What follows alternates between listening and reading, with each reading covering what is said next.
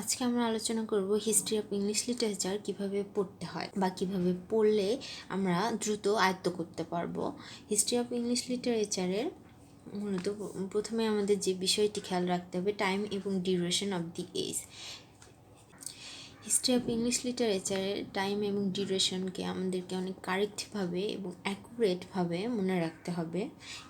এ বিষয়ে বিস্তারিত জানার জন্য আমাদের আগের ভিডিওতে হিস্ট্রি অফ ইংলিশ লিটারেচারের ডিউরেশন নিয়ে আলোচনা করা হয়েছে, সেটি দেখে নিতে পারো।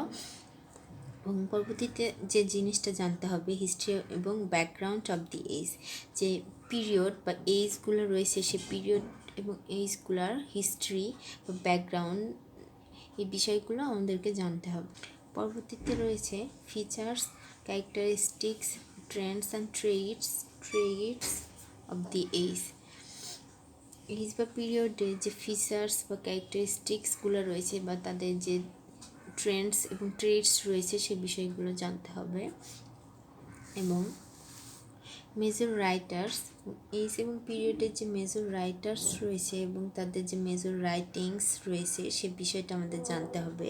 এবং আমাদেরকে আরও জানতে হবে তাদের যে রাইটিং পিরিয়ড, মানে মেজর রাইটার্সদের যে রাইটিং পিরিয়ড রয়েছে সে বিষয়ে জানতে হবে।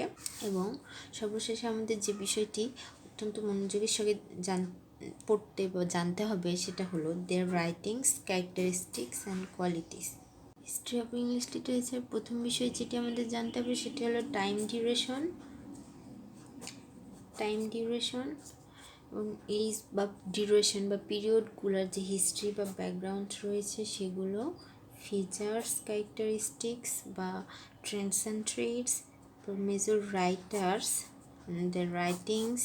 The writing period. লাস্ট যে জিনিসটা সেটা হলো দ্য রাইটিং ক্যারেক্টারিস্টিক্স বা কোয়ালিটিস, যে কোয়ালিটিস বা তাদের যে ক্যারেক্টারিস্টিক্সগুলো রয়েছে রাইটিংয়ের সে বিষয় সম্পর্কে আমাদেরকে জানতে হবে।